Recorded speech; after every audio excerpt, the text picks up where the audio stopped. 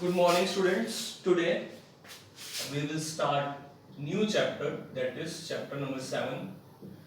The name of the chapter is permutation and combination. In short, we say PNC, permutation and combination, from NCERT class 11 mathematics.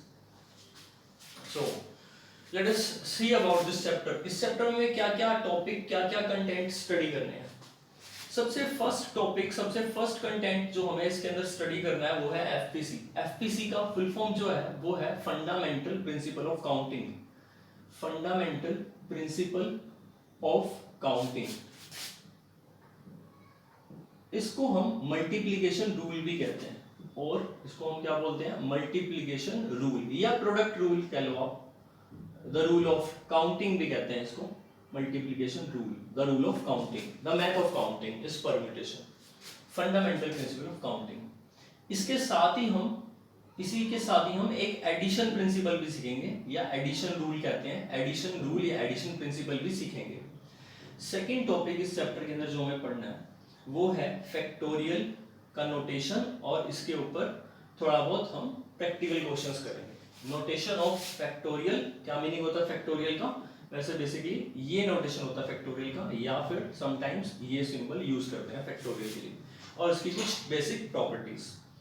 Third फिर हम इस chapter में सीखेंगे, as per NCERT में आपको बता रहा हूँ, परम्यूटेशन की theorems, and based on that theorems we will do questions. Permutations का दूसरा, परम्यूटेशन या परम्यूटेशंस का दूसरा मतलब होता है अरेंजमेंट.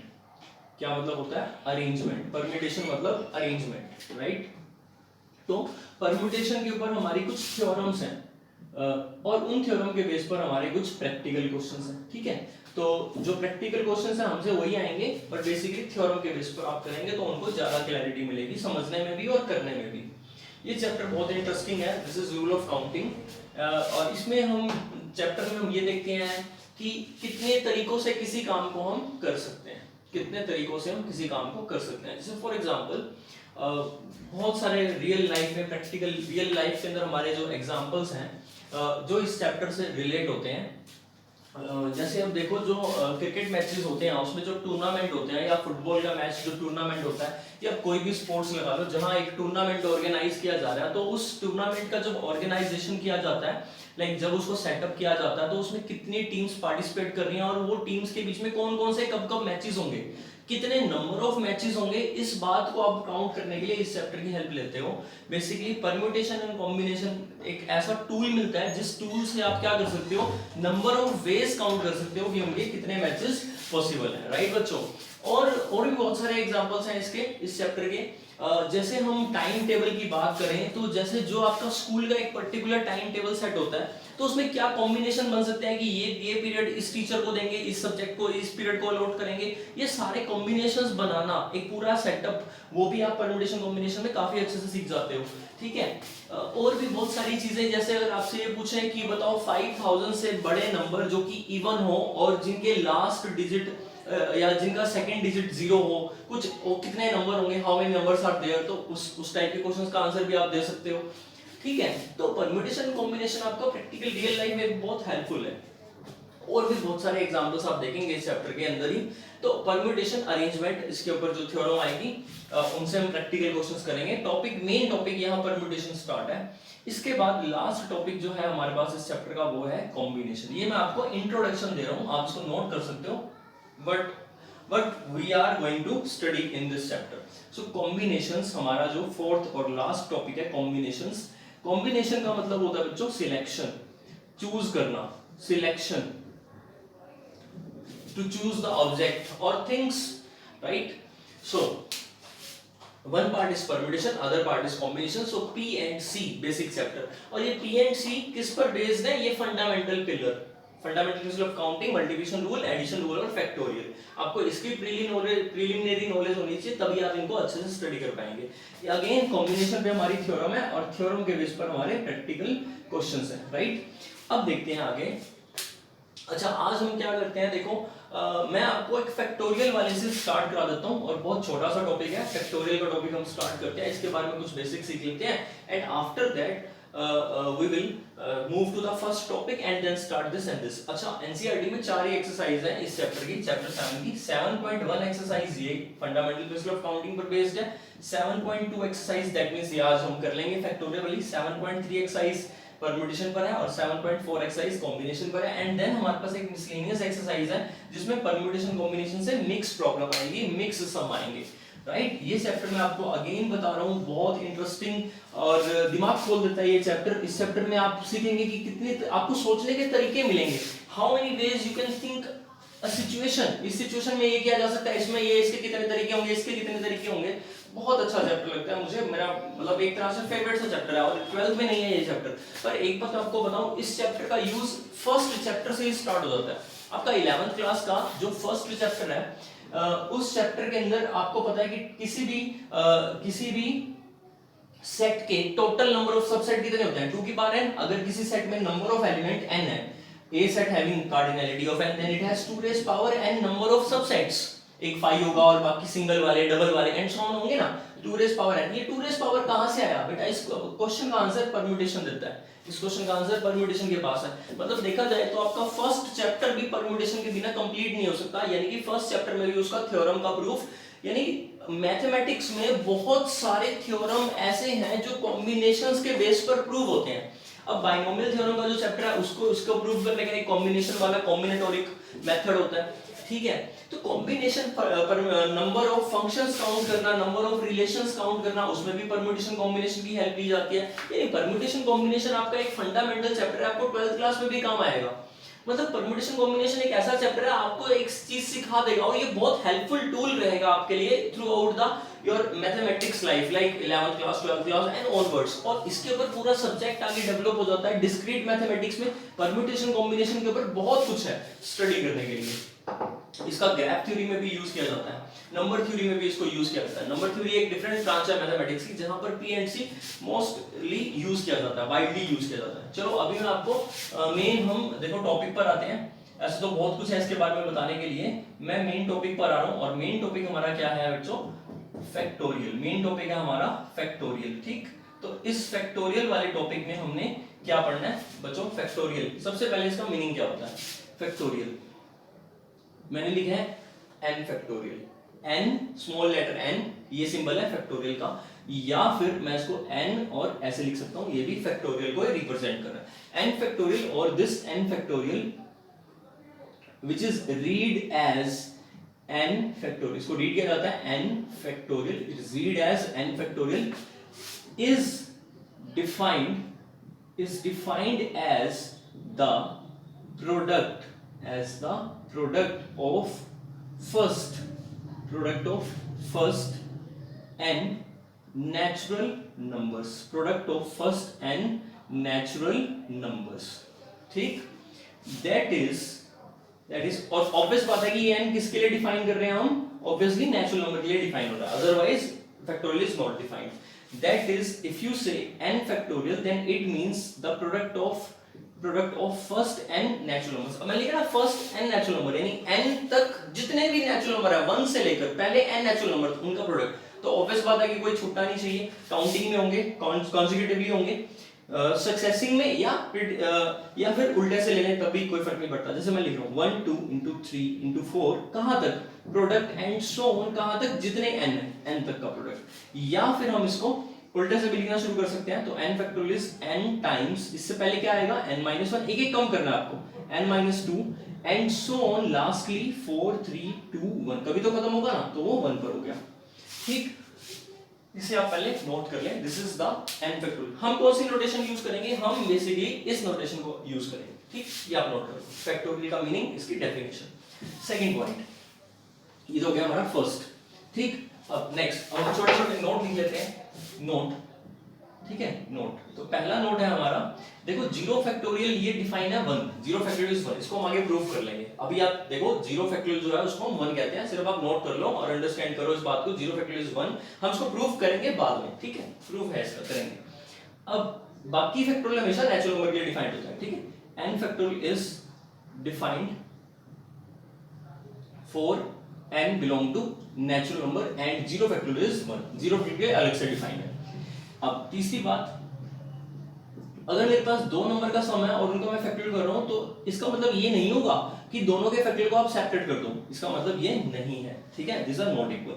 सिमिलरली ये प्लस की जगह मैं माइनस लिखूंगा तो भी ये माइनस के इक्वल नहीं आएगा। सिमिलरली अगर मैं प्रोडक्ट में करता हूं तो ऐसा जरूरी नहीं है कि ये a factorial multiplied by b factorial, in fact ये नहीं आता इक्वल। इसी तरह से डिवाइड में अगर हो फैक्टोरियल तो इसका मतलब भी a factorial by b factorial नहीं है, ठीक, डिवाइड तो ऐसे कुछ होता ही नहीं है। तो ये बेसिक प्रॉपर्टीज है, दे आर नॉट इक्वल, ठीक है, ये आप नोट कर लें। और एक एग्जांपल आप लिख लें, एग्जांपल जैसे अगर आपको 1 फैक्टोरियल लिखना है तो 1 ही आएगा आंसर, 1 को क्या ओपन करोगे 1 ही रहेगा। अगर आपको 2 फैक्टोरियल करना है तो क्या आंसर आएगा 2 मल्टीप्लाइड बाय 1 व्हिच इज 2। अगर आपको 3 फैक्टोरियल करना है तो क्या आएगा 3 times 2 times 1 that is 6। 4 factorial करना है तो आएगा 4 into 3 into 2 into 1 that is 4 3 are 12 12 2 are 24। अगर आपको 5 फैक्टोरियल करना है तो आप क्या करोगे 5 into 4 into 3 into 2 into 1। Obviously आप 1 2 3 4 5 आगे से भी लिख सकते हैं, देयर इज नो प्रॉब्लम। तो ये आंसर आएगा 120। कैसे देखो 4 तक तो कर रखा था 24 और 5 से और मल्टीप्लाई करके। अगर आपको 6 फैक्टोरियल निकालना है तो 1 into 2 into 3 into 4 into 5 into 6 तो आंसर कितना आएगा आपका 720। कैसे निकाला 120 को 6 से मल्टीप्लाई कर दिया। अब यहां से आप एक प्रॉपर्टी और नोट करेंगे, most important property, that is अगर मेरा n फैक्टोरियल है तो मैं इसको n मल्टीप्लाइड बाय इससे पहले नंबर क्या आएगा n-1। मैं किसी भी नंबर तक चाहूं तो उसको स्टॉप कर सकता हूं n-1 फैक्टोरियल। जैसे मेरे पास 6 फैक्टोरियल था, मैं इसको 6 into 5 आगे फैक्टोरियल लगा दूंगा तो स्टॉप हो गया। मींस अब 5 से आगे जो सॉल्व करूंगा तो 5 4 3 2 1 लिख लूंगा, लेकिन मैं नहीं लिखना चाहता तो मैं किसी भी स्टेप तक क्या कर सकता हूं उसको रोक सकता हूं। लाइक मुझे पता है 5 फैक्टोरियल मतलब 5 से आगे 1 तक जाएगा, 6 फैक्टोरियल 6 से 1 तक जाना है, 6 into अब यहां तक रोक लिया तो आप कितने तक भी रोक सकते हो। इसको आप ऐसे लिख सकते हो n into n-1 into उससे अगला n-2 फैक्टोरियल, जिस मर्जी स्टेप तक आप रोकना चाहो रोक सकते हैं, राइट। तो जैसे 10 फैक्टोरियल की वैल्यू कितनी होती है, अगर आप इसको सॉल्व करना देखना आपकी मैच करती है वैल्यू या नहीं करती। 10 फैक्टोरियल कितना होता है 3628800। इसको आप सॉल्व करोगे यही निकलेगा, राइट। चलिए अब हम इसके ऊपर ये नोट कर लें आप सब कुछ। इसके बाद हम इसके ऊपर कुछ प्रैक्टिकल क्वेश्चंस देख लेते हैं जो आपकी एक्सरसाइज के क्वेश्चन, राइट। तो एक्सरसाइज के क्वेश्चन देख लेते हैं 7.2 एक्सरसाइज क्वेश्चन नंबर 1। तो फर्स्ट क्वेश्चन है हमारा 8 फैक्टोरियल इवैल्यूएट मतलब उसकी वैल्यू निकालो, 8 फैक्टोरियल की वैल्यू निकालो। So it is 8 multiplied by 7 6 5 4 3 2 1।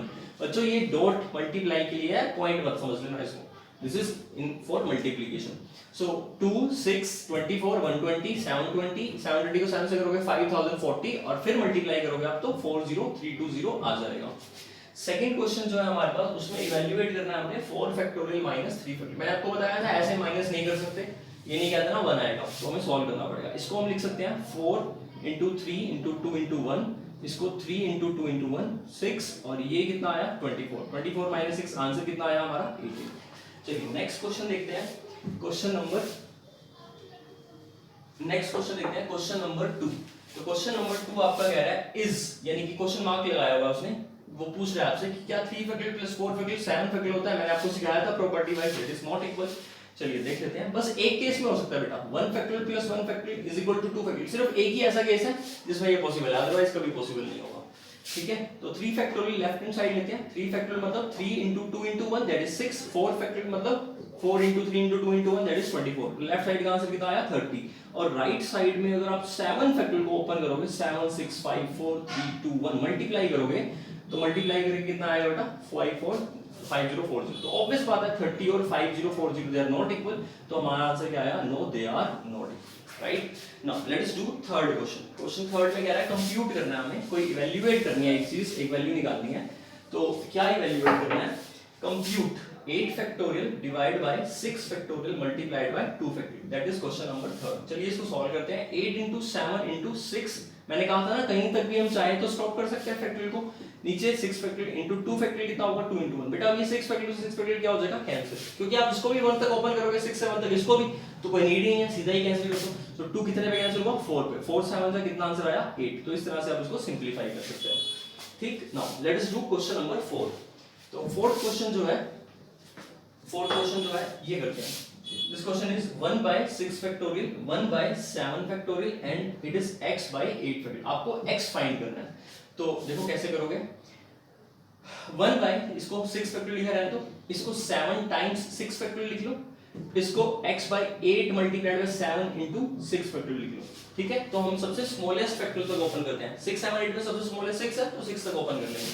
1 by 6 फिर कॉमन निकाल लो, यहाँ आया 1 प्लस 1 by 7, देखो यहाँ से भी कॉमन आया, और x by 8 into 7 होता है 56 मल्टीप्लाइड बाय 6 फैक्टोरियल, ये और ये कैंसिल, इसको इधर क्रॉस करोगे तब भी कैंसिल ही होगा। यहाँ से LCM low, 7 plus 1 8 by 7 is equal to x by 56, 7 8 जा 56, 8 8 जा 64, तो x की वैल्यू कितनी आई हमारे पास 64। वेरी इजी क्वेश्चन और इंपॉर्टेंट भी है ये, इस टाइप का क्वेश्चन 2 मार्क्स में पेपर में दे भी देते हैं। फैक्टोरियल का बेसिक कांसेप्ट कवर करते हैं, please make it note. Late us do the last question of exercise 7.2। इसके बाद हमारा पहला टॉपिक इस चैप्टर का फैक्टोरियल और 7.2 कंप्लीट हो जाती है। क्वेश्चन नंबर 5 देखते हैं बच्चों। इवैल्यूएट करना है हमें, वैल्यू निकालनी है। इवैल्यूएट मतलब फाइंड आउट द वैल्यू, किसकी वैल्यू निकालनी है, n factorial by n minus r factorial when, अब दो केस है, first case when n is 6 r is 2, तो दूसरा केस है when n is 9 and r is 5, right. तो ये दोनों केस करते हैं। देखो अब पहले आप इसको n को रखेंगे 6 डिवाइड बाय n को 6 रखेंगे, r को 2, 6 minus 2 factorial, 6 into 5 into 4 factorial तक, 6 minus 2 डिफरेंस 4 फैक्टोरियल। इसको मैंने ओपन नहीं किया, अंदर सब्ट्रैक्ट किया। अंदर तो सब्ट्रैक्ट कर सकते हो, ऐसे नहीं कर सकते कि 6 फैक्टोरियल minus 2 फैक्टोरियल, राइट। मैंने तभी इसलिए वहां तक खोला था ताकि कैंसिल हो जाए, तो हमारा आंसर कितना आया 30। देखो कोई बच्चे कहते हैं कि ऐसा कैंसिल करना जरूरी है, बेटा नहीं, अगर आप पूरा करना चाहो तो पूरा भी खोल सकते हो। 6 5 4 3 2 1, नीचे 4 फैक्टोरियल तो 4 3 2 1, बस थोड़ा ज्यादा लिखना पड़ा, 4 3 2 1 4 3 2 1, अभी भी तो सेम आंसर आया।